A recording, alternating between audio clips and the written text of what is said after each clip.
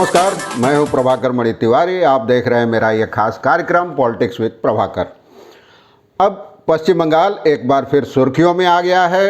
कोलकाता की भवानीपुर सीट पर होने वाले उपचुनाव की तारीखों का ऐलान के साथ ही आप जानते हैं पश्चिम बंगाल के मुख्यमंत्री और तृणमूल कांग्रेस प्रमुख ममता बनर्जी इस सीट पर तृणमूल कांग्रेस की उम्मीदवार होंगी। उनके नाम का औपचारिक ऐलान भी हो चुका है, लेकिन चुनाव आयोग के ऐलान के तुरंत बाद ही इलाके में ममता के नाम के पोस्टर और बैनर और दीवार लेखन का काम शुरू हो गया है। तृणमूल कांग्रेस कार्यकर्ताओं में भारी उत्साह देखने को मिल रहा है। दूसरी ओर बीजेपी में कई विसंगतियां नजर आने लगी हैं। जितने मुंह उतनी बातें सुनने को मिल रही है। कवि शुभेंदु अधिकारी ने कहा कि पार्टी चाहे तो वे भवानीपुर सीट पर भी ममता बनर्जी के खिलाफ चुनाव लड़ेंगे, तो दूसरी ओर प्रदेश अध्यक्ष दिलीप घोष ने इसका खंडन कर दिया। उन्होंने कहा एक ही व्यक्ति बार बार चुनाव क्यों लड़ेगा, कोई और लड़ेगा। साथ ही उनका कहना था कि उपचुनाव के मुद्दे पर पार्टी कानूनी सहायता लेने अदालत का दरवाज़ा खटखटाने पर भी विचार कर रही है। इसके लिए वकीलों के साथ सलाह मशविरा किया जा रहा है। तो इन तैयारियों और बीजेपी की विसंगतियों के तमाम चर्चा करूंगा आज की रिपोर्ट में। देखिए पूरी रिपोर्ट। जैसे तो चैनल को सब्सक्राइब करें, मित्रों और परिजनों के साथ शेयर करें और घंटी का निशान भी दबा दें।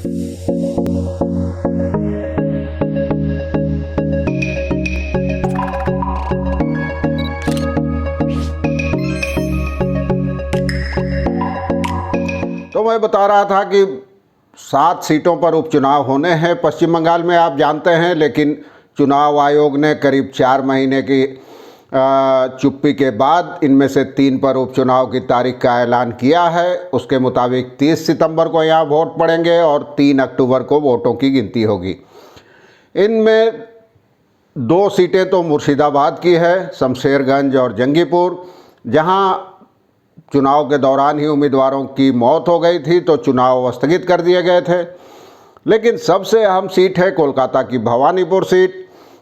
ममता बनर्जी की पारंपरिक सीट रही है यह। इस बार ममता ने नंदीग्राम में चुनौती स्वीकार की थी, वहां से चुनाव लड़ी थी और 2000 से भी कम वोटों के अंतर से हार गई थी। भवानीपुर सीट पर तृणमूल कांग्रेस के वरिष्ठ नेता शोभन देव चटर्जी जीते थे। उन्होंने जीत के कुछ दिनों बाद ही 21 मई को इस्तीफा देकर यह सीट ममता बनर्जी के लिए खाली कर दी थी। उसी समय से यह तय हो गया था कि ममता इसी से चुनाव लड़ेंगी। हालांकि पहले कई और सीटों की चर्चा हुई, लेकिन आखिर में पार्टी ने आम राय से तय किया कि ममता बनर्जी अपनी इस पुरानी पारंपरिक सीट से ही चुनाव लड़ें। बाकी दोनों सीटों की उतनी चर्चा नहीं हो रही है। और इधर गेरुआ शिविर में बहुत कई तरह के जितने मुंह उतनी बातें सुनने को मिल रही है। पहले आज सुबह शुभेंदु अधिकारी ने कहा कि पार्टी चाहे तो वे भवानीपुर में भी ममता बनर्जी के खिलाफ लड़ने को तैयार हैं। लेकिन उसके कुछ घंटों बाद ही प्रदेश बीजेपी अध्यक्ष दिलीप घोष ने इस पूरे मामले को उड़ा दिया एक झटके में।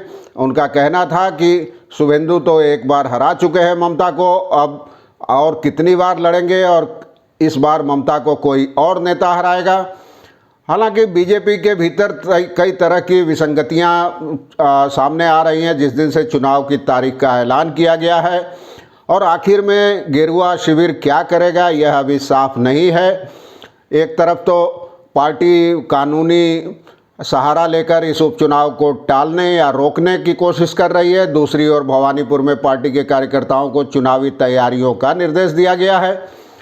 और सोमवार को महासचिव अमिताभ चक्रवर्ती ने इलाके के कार्यकर्ताओं के साथ बैठक भी की और रविवार को दिलीप घोष ने 2 तरह की बातें की। एक तो उन्होंने कहा कि पार्टी कानूनी सलाह लेने पर विचार कर रही है, दूसरी ओर कहना था कि पार्टी पूरी ताकत से भवानीपुर उपचुनाव लड़ेगी।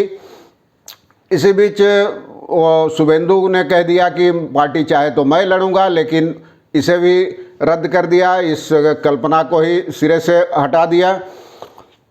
और ममता के जहां तक उम्मीदवारी का सवाल है तो दिलीप घोष का कहना था कि ये तो पहले से ही तय था कि ममता ही उस सीट पर चुनाव लड़ेंगी और उम्मीदवार तय होने के बाद ही पार्टी बार बार उपचुनाव की मांग कर रही थी।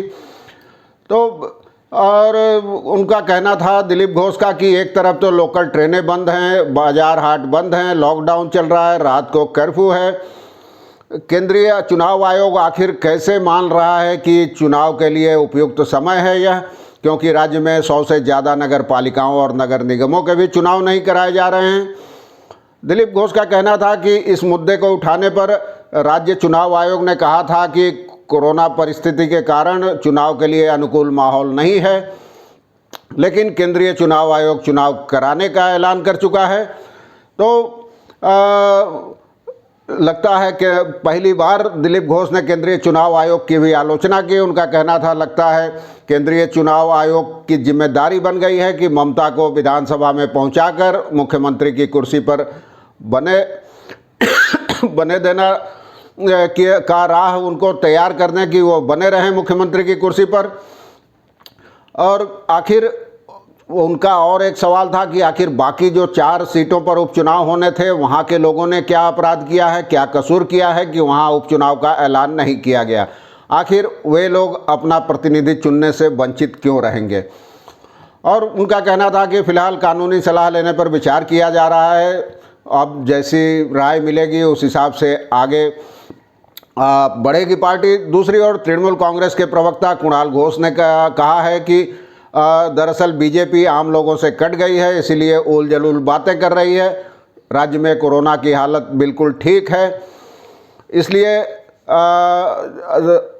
हम तो 7 सीटों पर उपचुनाव कराने की मांग कर रहे थे, लेकिन चुनाव आयोग ने तमाम पार्टियों के साथ बातचीत के बाद भवानीपुर और बाकी 2 सीटों पर उपचुनाव का ऐलान किया है। आखिर उनका सवाल था कि बीजेपी इतनी परेशान क्यों है उपचुनाव की तारीख के ऐलान से। कमीशन ने किसी पर कोई मेहरबानी नहीं की है। मुख्यमंत्री को 6 महीने के भीतर चुनाव जीतने का मौका देना ये संवैधानिक दायित्व है उसका। और आखिर मुख्यमंत्री के तौर पर उनकी कुर्सी पर मुख्यमंत्री की ममता बनर्जी को देखने के लिए ही राज्य के आम लोगों ने तृणमूल कांग्रेस को 213 सीटें दी है। यह चल रहा है, तृणमूल कांग्रेस की तैयारियां जोरों पर है। दूसरी ओर बीजेपी में तरह तरह के बयान आ रहे हैं, विसंगतियां आ रही है। आगे क्या होगा बताता रहूँगा। आज के लिए बस इतना ही। धन्यवाद, नमस्कार।